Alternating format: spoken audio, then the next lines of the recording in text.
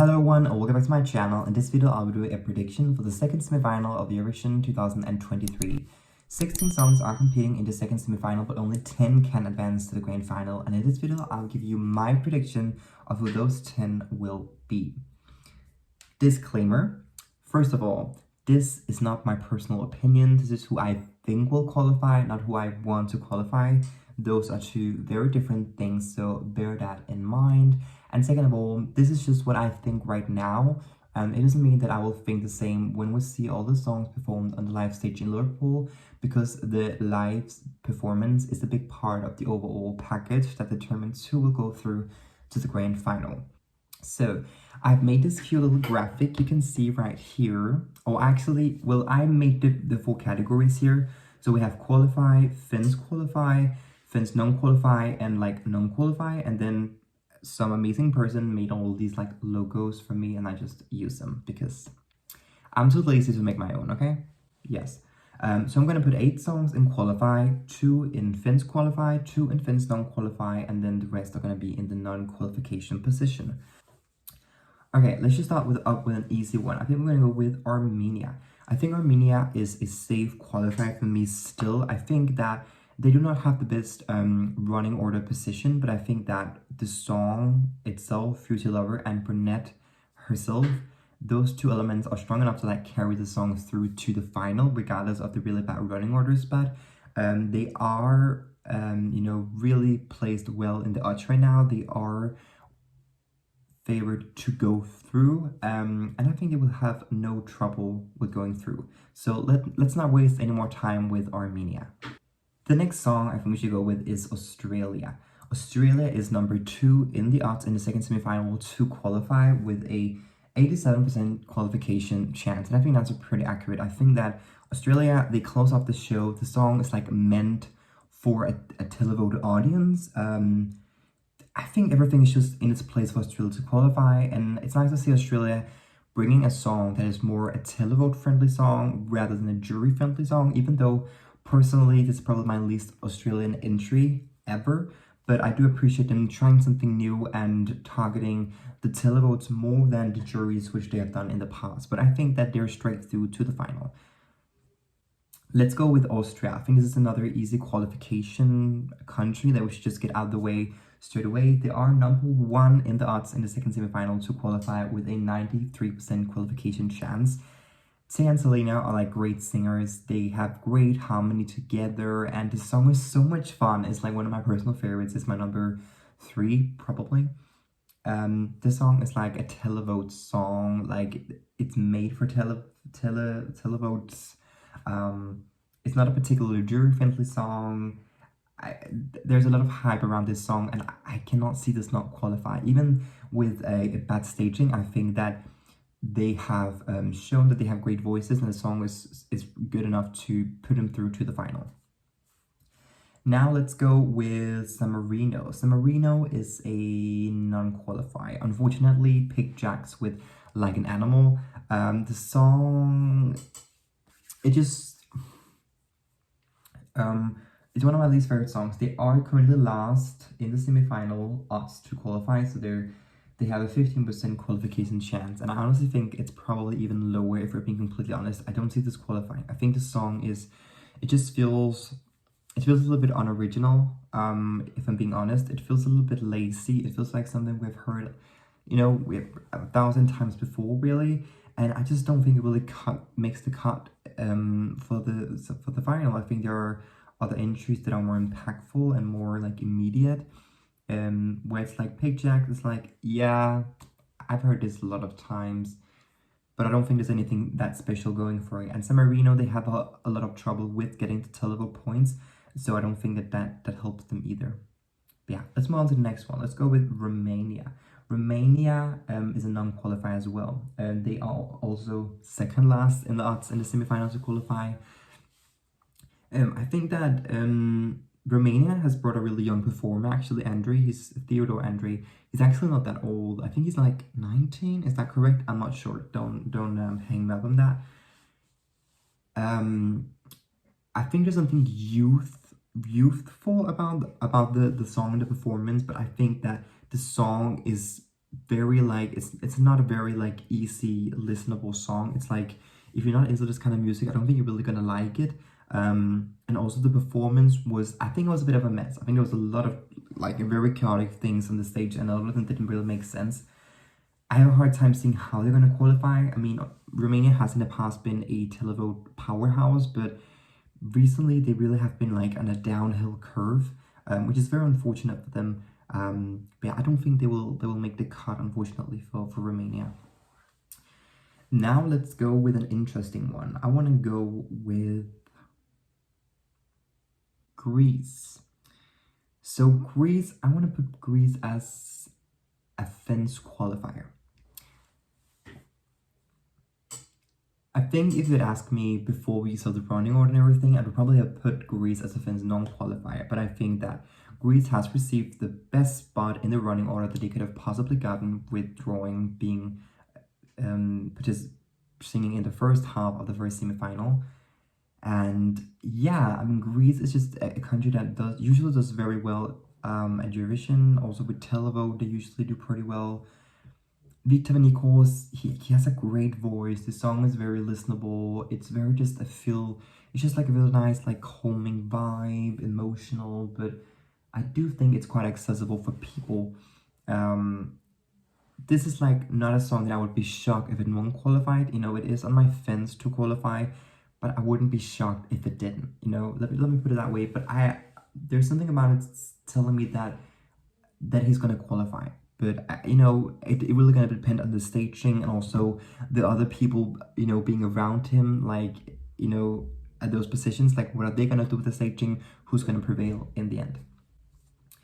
Let's just go with Slovenia. Slovenia is a qualifier.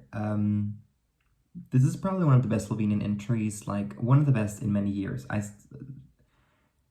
My favorite Slovenian entry is still 2019. That was just iconic. But it's really one of the best ones they have had in recent years. I think this is a show qualifier, considering it's a 100% televote semi-final. I like the song. I really like it. I think maybe the public are, or the Eurovision fans are maybe like maybe having a little bit too high expectations of what they're gonna accomplish. I don't think they're gonna be that high in the final as some people think. Next one is Estonia. I think Estonia is a qualifier as well. I think that Alika has such a strong, emotional, emotive voice. The song is just pure magic. It is one of my personal favorites, which I might be biased, but I just have a hard time seeing how you can, like, objectively, this is just a good ballad, like a really good ballad with a great vocal and a great performance. And I have looked at the past qualifiers and the televote, and these songs tend to qualify, even though we see them as slow and as basic and like, oh, it's not a televote song. Well, they actually tend to qualify. So yeah. Let's go with Poland. Poland is a non-qualifier. I don't want to use too much time on Blanca, but I'm just gonna say that she's number 11 in odds to qualify right now. So she has 57% chance of qualification. What I want to say is that I don't hate the song solo. I like it actually as a studio track. I have made a reaction, if you want to watch that, when I listened to the studio track before the live performance. I like that song. The live performance was questionable, and Blanca is not a very strong vocal performer. And even though it's the televote, the voice tends to not matter as much, but her voice was bad. And the televote, they can hear that, and I think that's gonna make her not really have a chance of qualifying, unfortunately for her. Then let's go with Belgium. Belgium, I think, is a fence non-qualifier. If it was my personal taste, I would have put them in non-qualifier, but I do recognize that there are a lot of people that actually believe in this song, and that there are a group that do enjoy this type of music, and I do see that they did pretty well in the Belgium national section. So I have not a fence non-qualifier because I do see a way for them to get through. They don't have the worst running order, but I do think that they could have had a better running order. I think if they had drawn the first position in the second semifinal, I actually think they would have went through, like, for sure, but it didn't.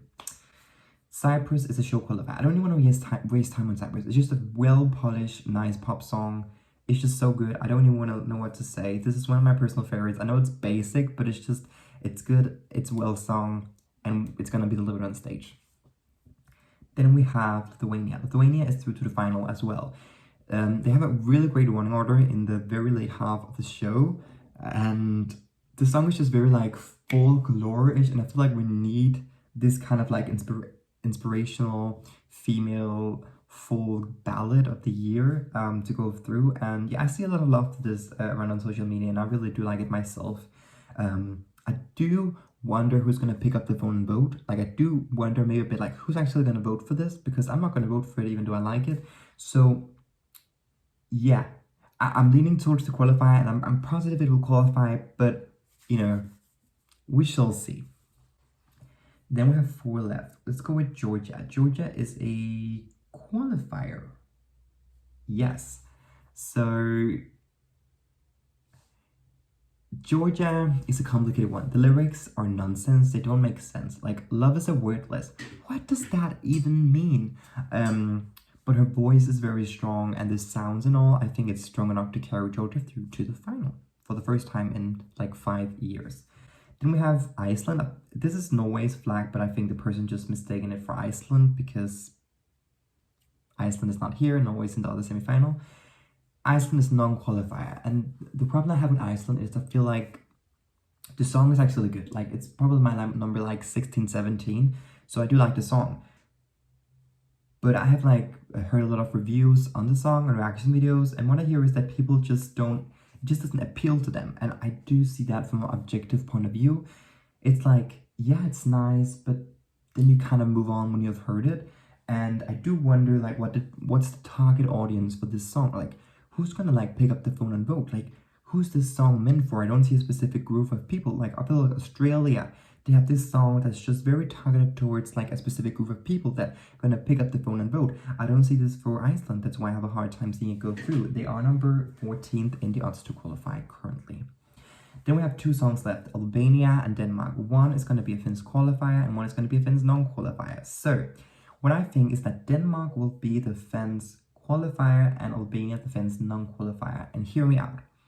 The reason why I think Denmark will qualify over Albania, Denmark is number 12 in the odds right now.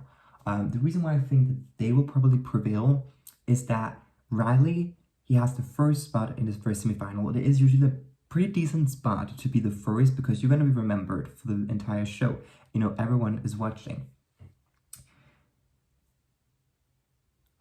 And it's kind of the opposite of Iceland. I really see that Denmark actually has a very specific target group as well as Australia.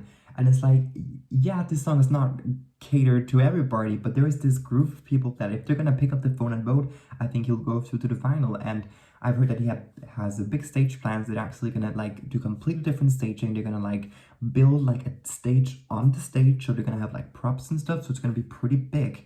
So that's why I'm pretty hopeful for them to qualify. And the Albania is unfortunately the Finns non-qualifier. Often I like Albania songs. I actually often do. But I rarely love them, and I also don't love them this year. It's like, it's a song, but it's just not doing too much for me. Albania usually relies a lot on the the juries to get them through, so it's interesting to see how they'll do this year. I think that the song relies a bit too much on Albania and her vocal to carry through the song, which, yeah, I feel like the song would probably have been better if it was just her as a vocal performer. But yeah, that was my prediction for the second semifinal. So the countries that I think will go through are, in no particular order, Armenia, Australia, Austria, Slovenia, Estonia, Cyprus, Lithuania, Georgia, Greece, and Denmark.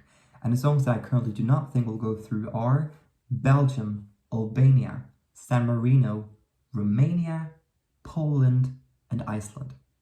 So let me know who you think will go through down in the comments. I want to know. And have a blast until I see you next time. Bye bye.